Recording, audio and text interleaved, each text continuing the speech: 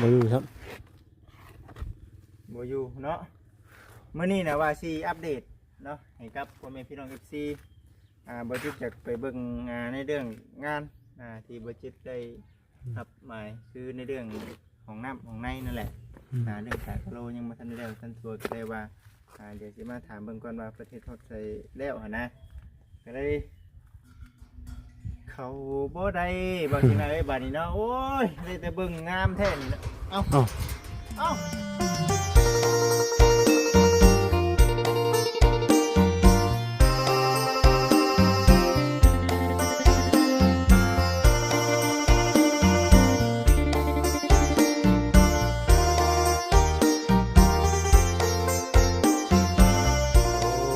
โดย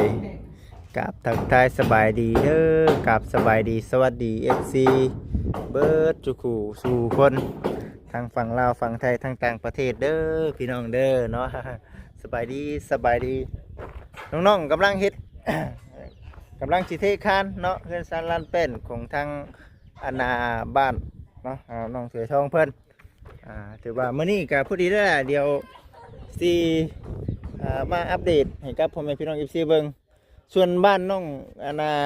ไซร่านี่ก็เครื่องของเฮายังบ่ทันได้ครบนะพี่น้อง FC เอ้ยก็เลยเนาะต้องได้เบิ่งบรรยากาศไปทำกันก่อนเนาะบัดนี้ปัจจุบันนี้ก็เลยว่าเอ้าสิพา FC ไปเยี่ยมยามเบิ่งทางบ้านน้องดาวเนาะสิได้เพิ่นว่าเนาะเงินคำกำแก้วทั่วถึงผู้รักผู้ใหญ่เพิ่นเฮ็ดให้อันนี้สบายดีพี่น้องเอ้ยเนาะมาน้องกันคือเก่าเป็นแม่กล้องทางบัจิตเพิ่นนำเลยพี่น้องเอ้ยเนาะมาวันนี้เพราะเพิ่นน้องดาวเนาะน้ำพูดได้นี่เนาะงามพูดแล้วพี่น้องเอ้ยคักดีนี่เนาะบึดเท่านี้นะผมงามจังหวัดได้ค่ะสำนี้ก็พอแล้วสำนี้ก็พอบ่บ่ธรรมดาเด้ครับพี่นะคุณทางหน้ากันเนาะกำแพงก็ได้พี่น้องเอ้ยพูดแล้วงามพูดแล้วน้องดาวเอ้ยอยู่บ่น้องดาวมันอยู่เฮือนอยู่บ่เพิ่นไปไหน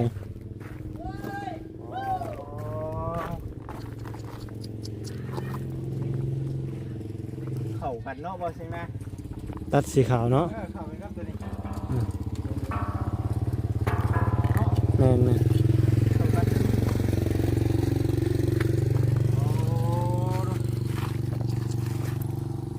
ครับพอแล้วเนาะบัจิตเนาะดูหัวเรียบร้อยแล้วกันบ่บ่อยู่ครับบ่อยู่เนาะมื้อนี้นะว่าสิอัปเดตเนาะให้กับพ่อแม่พี่น้อง FC บ่จิตจะไปเบิ่งในเรื่องงานที่บ่จิตได้รับหมายคือในเรื่องของน้ำของในนั่นแหละเรื่องสายกะโลยังบ่ทันได้แล้วทันตัวก็เลยว่าเดี๋ยวสิมาถามเบิ่งก่อนว่าประเทศฮอดใส่แล้วหั่นนะก็เลยเขาบ่ได้บ่สิมาบัดนี้เนาะโอ้ยได้แต่เบิ่งงามแท้นี่เอ้าเอ้ยโอ้ล็อกกันดิดูเบิ่งกันดิFC สิหัวขวัญมาจิแล้วมื้อนี้เนาะอยู่หัวได้พี่น้องเอ้ยเนาะอยู่หัวขวัญมาจิใดเบิ่งโฆษณาให้ใดๆเนาะโอเคว่าดอกได้ว่าดอกนี่น่ะเนาะโอ้ยตัวมาจิดีเนาะเอามาเบิ่งกันเลยเนาะมาเบิ่งกัน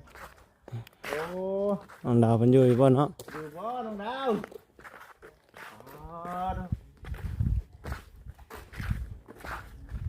อยู่บ่ล่ะโอ้เบิดเท่านี้แหละข่อยว่าเนาะผมงามเนาะบ่ซิงนะแม่นเบิดเท่านี้แล้วนี่เป็นผิดกันได้นี่ได้เนาะกันแบบนี้ได้เนาะเดี๋ยวเบิ่งไก่นี่จู้จืดเนาะจืดจ้าคักก็ดีได้พี่น้องเอ้ยคือว่างามเบิดเท่านั้นความงามเสากระทาเนาะถ้ามันเลิกพี่น้องทาอ้อมทาไปแหละมันมีอันเนี้ยอ้อมระเบียงนะ ระเบียงบ่คือเฮือนสตาร์บ่นุ่มนะบ่ตาประเทศไทยนะ ไม่พนัก ไม่พนักบ่ให้งามคั่น เฮ้ยมาแล้วงามแล้วนี่ก็ได้งามแล้วเนาะ เอาพื้นมันสิดอก มันฮุบ มันหกติ ฮุบ เออ ชาติมือกันเนาะ อืม เนี่ยมันบาดโอ้ เอามานี่ไว้ล็อกมันอยู่บ่น้องดาว น้องดาวบ่อยู่จักนี่บ่ คือบ่เห็นผู้ช่วยเพิ่นเนาะ ช่วยกับบ่ได้มามื้อนี้ บ่ได้มา เกิดเนาะแล้วน้องเพิ่นบ่อยู่กับถ่ายเพื่อนถ่ายชาตินี่แหละให้กับพ่อแม่พี่น้อง FC ได้เบิ่งได้ชมเนาะว่าจังได๋ แม่น ว่าหยังเพื่อนชาตินั้นเป็นโอ้เบิดนี่แล้วผลงานผมแบบ โอ้ ลงจุ่งคักแน่ดี แม่น สวยงามเนาะขออนุญาตเด้อน้องดาวเด้อเนาะเจ้าของบ้านมาอยู่กับ แม่นก็อัปเดต บริเขาแต่บ่จิตได้ FC กับเขานำกันเด้อพี่น้องเด้อเนาะ อืม มีอย่างเสียกับไปโทษนำกันเด้อพี่น้องเด้อเนาะ เอ้ามาวันนี้ติดแต่รถบ่น่ะ เอ้ย เคาน์เตอร์น่ะ โอ้ยติดกันถึงแล้ว เออ นี่ได้สวยงาม อืม มาเบิ่งนำกัน FC อุ้ย หลังจากเอื้อนแล้วเนาะ บัดที่นี่คือบัดที่ดินนี่เด้ในเรื่องในเรื่องของน้ำเนาะ อืม สิ่งที่ว่าบัดที่ยังบ่ทันได้เรียกเนาะในเรื่องการครับการติดนี่แหละที่ว่าครับหน้าที่เป็นสะพานบุญนะครับทางพระผู้ใหญ่เพิ่นเลยว่ามาเบิ่งก่อนยังบ่ทันได้คืบหน้าไปฮอดใส่ก็ผู้นั้นน่าจะเป็นงานเรียกอยู่เนาะมีแต่ว่าเอาคนเดียวเรียกเรื่องงานจังหวัดกันในเพื่อนยังเรื่องตัวตัดโลตัวนี้ได้เป็นอะไรมันติดออกมายังบ่ทันเดียวยังบ่ทันได้แน่ตัวนี้ ติดฝาดิติดฝานี่ติดขึ้นเทิง ครับ ติดของน้ อืม ำติดขึ้นเทิงว่าเอาเบิ่งแล้วเดี๋ยวเลยว่าเบิ่งไปน้ำกันว่าใส่ขนาดห้อง ตัว น้ำห้องไหน ยังห้องน้ำเนาะเพื่อนน้องดาว ห้องน้ำ ตอนนี้ก็น้องดาวเพิ่นบ่อยู่ นี่ข้างห้องน้ำเลี้ยวนี่ครับเนาะ แม่น ตัวนี้เพิ่นก็เปลี่ยนใหม่เลยเนาะมาหาขโมยของกินก่อนนะเนาะ ตู้เย็นเพิ่นเอาเข้าในบ่บัดนี้ นี่ โอ้ ปึ๊บนุ่งจมปนโจรเข้าบ้านแล้วบ่จิตนะเป็นโจรก่อนเด้อพี่น้องเด้อมื้อนี้โอ้ยเบิดเท่านี้แล้วเนาะ แม่เพื่อนครัว ผิดบ่เนาะเฮาออกมาสิเนาะคนบ่อยู่เฮือนนี่บ้านเนาะพี่น้องเอ้ยเป็นหยังดอกว่าเนาะ แม่น อยาก เป็นหยังเนาะ เพราะว่าบ่จิตบ่ได้มาแต่เฮิงแล้วบ่จิตอยากมาถ่ายบรรยากาศให้กับ FC ได้เบิ่งได้ชม โอ้น่ากินเด้อนี่ม่วง กินบ่ม่วงบ่เฮ้ยน้องได้แต่ดิ เสรักของน้องดาวบ่เนาะ กินกันบ่เนาะหรือว่าจังได๋อีเนาะ อืม รักก่อนนะน้องดาวเอ้ยเนาะอันนี้เป็นโต๊ะเนาะที่ว่าต้องได้สั่งทำเนี่ยเพราะว่าอันนี้ได้ยินทางพระผู้ใหญ่เพิ่นว่าอยู่ในเรื่องว่าจิไปหาถามอยู่ในร้านหลายร้านแต่อยู่บ่มีแบบนี้ว่า อืม มันต้องได้สั่ง วันนี้สั่งมาบ่ สั่งพระเจ้าเฮ็ดให้ เออ เป็นทางบ่เวียงและพามาอันนี้ก็บ่จิชื่อมาให้นี่ก็โอ้น้องเพิ่นใส่อยู่ได้นี่เนาะใส่แล้วนี่ไม่ได้ถึงข้างในได้เนี่ยเพิ่นยังบ่ทันใส่นี่เนาะ ไม่แคนเสือ ไม่เกินเสือนี่บ่จิชื่อมาแต่ว่าบ่เห็นน้องเพิ่นวันวางถ้วยเด้ โอ้เวลา นี่ใส่นี่กลัวน้องเอ้ยน้องยังมาเสียบใส่ที่อยู่นี่ เราบ่ฮู้ไปยะ เอ้ยนี่บัดเจอเลยใครเลยดิ จะซื้อมาเราบ่อยู่ยันเจ้าบ่เราบ่ฮู้นะว่าใส่แบบใดเอ้ย มาเนาะนี่ใส่บ่วงก็ได้นี่ อืม ใส่บ่วงมีบ่ใส่บ่วงพร้อมนี่มันตั้งจบไปทางนี้วีออกข้างนอกเนาะมีแต่ตัวงามโอ้นำได้คนเดียวนี่เด้ อืม บอลที่อยู่คู่กินน้ำมันนี่เนาะ เฮ็ดอยู่เฮ็ดกินโอ้โหคักแล้วมันเบิดเท่านี้แหละนี่ โอ้นี่ก็หม้อหุงข้าวเนาะ หม้อหุงข้าวก็มีเบิดแล้วอยู่คนเดียวเนาะว่าซั่นแน่ แม่น เอาเท่าไหร่อีกเนาะถือว่าโอ้ยผู้ใหญ่เพิ่นก็ถือว่าเต็มที่ดีไปคิดหลักเรื่องของกินก็ได้โอ้ยอาหารว่าง มีแต่น้ มีแต่น้ำอาหารว่างเด้ป เด้ ระตูน้องเพิ่นก็ ำปลาทูยังมีปลาทูเนาะ ประตูก็ยังมีอยู่เด้ อ่า เนาะเอาน้องเพิ่นไปใส่พี่น้องเอ้ยเห็นน้องเพิ่นเด้อเนาะมาเพื่อสวยงามสวยงามผมมีอย่างไรพี่น้องเอ้ยเพราะว่าบ่ได้คือว่าเนี่ยเนาะมันเร็วเบิดเลยเนาะยังอันไหนอีกว่าสิ่งนั้นไปว่าเบิดเลยเนาะ เบิดแล้วแต่ยังแต่ห้องน้ำ อันนี้เป็นของน้ำกับพม่านนี่แหละพม่านดูจิ แม่น เอามาน้ำเอ้ยเพิ่นให้เอามานะม่านแล้วก็ตัวไหนภารกิจตัวเพิ่นคิดบนหนึ่งเขาหนึ่งน้ำอยู่ข้างนอกนี่เนาะ แม่น ตัวนี้ก็เดี๋ยวเบิ่งบรรยากาศไปนํกัน มันเดือดแล้วจะยืนอยู่นะ โอเคป่ะนี่โอเคนี่เนาะแต่ว่าโอ้ยครั้งแรกพี่น้องอยู่เย็นเป็นชุกระบาดนี่ก็ได้คือว่าน้องมันไปใช้มานี่เนาะไปลอง บ่เห็นมานี่เนาะซ้ำสิเกือกเนาะ อยู่คนเดียว ซ้ำสิเลือกอยู่นะว่าอยู่ห้องใดห้องใด แม่นว่าเพื่อนน้องดาวมันเป็นมี3ห้องเนาะ มี3ห้องเนาะกวงอีกบ้านกวงกลัวหมู่แน่แถวนี้ ห้องโถงก็กว้างเนาะ บ่นั่งอยู่นั่งกินเนาะว่าซั่นนะ แม่น เข้าไปออกนอกพุ่นอีกอยู่หั่นก็กินพุ่นอยู่นอกพุ่นก็มีบ่นั่งอีกโอ้ยมันเท่านั้นแหละเราไปติดแบบนั้นงามแหละไปออกขึ้นมาไปซั่นนะอยู่โดนเดียวปัจจุบันอันติเดี๋ยวสิว่าขโมยอยู่ยังหล่นนะเจ้าของเพิ่นบ่อยู่ว่ะ จะได้มีในเหียบว่า FC มีเห็นบ่จิตเด้อว่าซั่นเข้าไปทางในว่าซั่นล่าสุดว่าซั่น เห็นเข้าไปตอนน้องเพิ่นบ่อยู่ว่าติ เยอะภาวนาให้มันมีอย่างเกิดขึ้นแล้วเขาก็อัปเดตก่อนพี่น้องก็มีแต่อันเด้อพี่น้องแล้วบอกชนะล็อกไอจีอย่างล็อกไปขังกันแล้ว แต่สีบานประตูเพิ่นเนาะยังหลายอย่างอยู่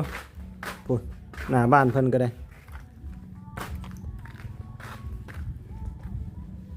เลาะเบิ่งไปนํกันพี่น้องเอ้ยเนาะเพื่อนน้องดาวก็จบ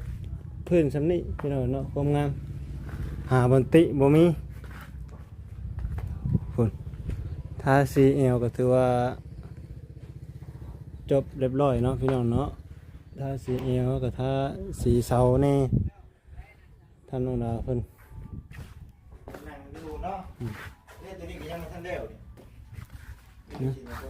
คือยังกันห้องน้ำมาตัวน่ะ ที่ของน้ำ ตัวบันไดนี่ถือว่าได้แล้วเนาะ ยังดู โอ้บันไดเฮ็ดเป็นเฮ็ดคักเฮ็ดบันไดเนาะ อะไรก็งามติ๊ก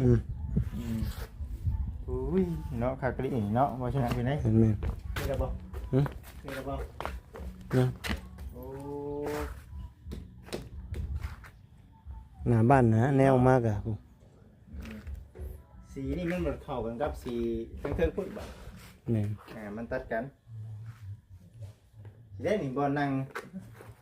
นี่ฮะเห็นบ่ยังนั่งอยู่นี่ก็ได้เนาะ แม่น ช่วงแรงนี่พอดีนั่งแถวนี้เพราะว่าช่วงเช้าเข้ามาสิเนี่ยบ่ได้เพราะว่ามันแดดมันจ้าทางนี้ เดี๋ยวจะซ้องเขาเนาะ มาทางนี้นะได้ทางนี้ดอกพี่น้องไปมาเมื่อนี้ถือว่าอึ้งเนาะอึ้งถือว่างามงามคักกะดีในเรื่องสีนี่มันเข้ากันกับอันหนึ่งคือประตูเนาะ แม่นประตูพุ่น นี่เข้ากัน ป้าตัวแนวหน้าบ้านเพิ่นเนาะ ดูลาแค่นี้เนาะอลังการนะดีพี่น้องเลย เอามันมาใส่ให้น้องเพิ่นอีกบ่คือเพื่อนไอเตียงเพิ่นน่ะนะ โอ้คักกะดีเนาะ ดูลาอลังการนี่ก็ยังคักเลยนะเนาะ แม่นั่งอยู่นี่เนาะคอยออกไปหน้าบ้านป้าโอ้สี สีขาวตัดสีตะหมูโดยสี แม่นสีตะโม อืม มีแต่เบิดเท่านั้นหาเงินหาค่ำบัดนี้เนาะ แม่น หาเงินหาค่ำได้อันนี้คือผู้รักผู้ใหญ่เพิ่นชดช่วยให้เฮาได้ซ้ำนี้เลยครับเพิ่นชดช่วยบนดูบนเช้าให้เฮาอันนี้นะ แม่น บัดนี้เนี่ยมีแต่อ่าหาเงินคำใช้บัดนี้เนาะถือว่าน้อยนักบุญวาสนาบ่มีบ่ได้เนาะ แม่น คือเด็กน้อยรุ่นซ้ำกันกับทั้งที่เฮาแบบนี้เนาะมีเฮือนมีซ่านเป็นของตัวเองไม่นี่ก็เบิดเท่านั้นแหละก็น้อย คือ นัก แต่ก่อนบ่มีได้เนาะ บ่มี พี่น้องเอ้ยมีแต่บุญวาสนา แม่นปืนสิได้ทำนี่ โอ้หลายปี5 ปียังบ่ได้เลยซำนี้นะ มันเต็มที่ดีได้ที่เรา แม่น เนาะเพื่อสิมีซำนี้เข้าไป ดี ว่า ใจ เข้าไปว่าก็ดีใจน้ำน้องเพิ่นเนาะ แม่น อันนี้อาจจะเป็นบุญวาสนาของน้องเพิ่นพี่น้องเอ้ยเฮ็ดมาแต่ใดมาตั้งแต่ชาติก่อนนี่ก็คักเนาะนี่ก็งามพี่น้องมีแต่แนวงามเนาะไปซะบ่ใช่นะ เนาะเพิ่นละไปเบิ่งเนาะ เบิ่งครับ โทรศัพท์ข่อยก็ฮ้อนนะ ฮ้อนนะบ่โทรศัพท์เจ้าก็ได้ ฮ้อนแฮง เออ พี่น้องโทรศัพท์ก็สิได้เบิ่ง โทรศัพท์ก็สิระเบิดเบิ่งซะเนาะบ่จิตสิมาถ่ายอยู่นี่ก่อนพี่น้องแป๊บนึงเนาะถ่ายรูปไว้ก่อนพอได้อันน่ะเอาไว้อยู่ในโทรศัพท์เนาะเพิ่นงามเนาะพุ่นทั้งน้องๆกำลังเฮ็ดอยู่พุ่นน้องๆก็ได้เบิ่งสิมาถ่ายรูปให้กับพ่อแม่พี่น้อง FC ได้เบิ่งก่อนเนาะเบิดเท่านี้แหละพี่น้องเนาะความงามของเพื่อนเนาะนี่เด้อุ้ยเข้ากันดีบ่เชียงนะมึงนี่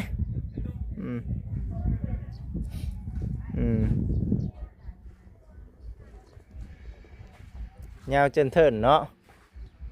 เบิดเท่านี้ความสวยงามมีแต่ว่าดีใจน้ำน้องเพิ่น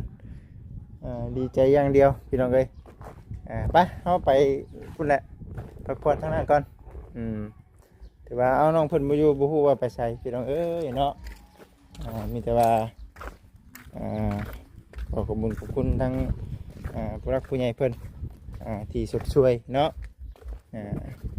เป็นสนุนเป็นอัดเบิ่งดูเนาะ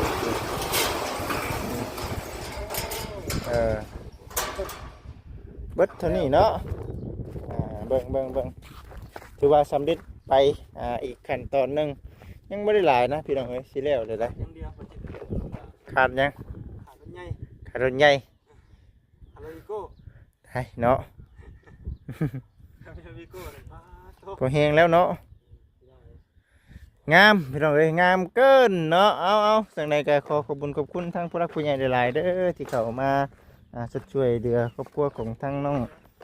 ดาวเนาะขอให้อยู่ดีมีแห้งปราศจากโรคภัยไข้เจ็บทุกประการคิดเงินขอได้เงินคิดคำขอได้คำเนาะทางมีเป็นดีภายในภาคหน้าแม่นบ่อุ้ยคักดีบ่สินะเอ้ยนี่เนาะเบิ่งถ่ายรูปบ่ก่อน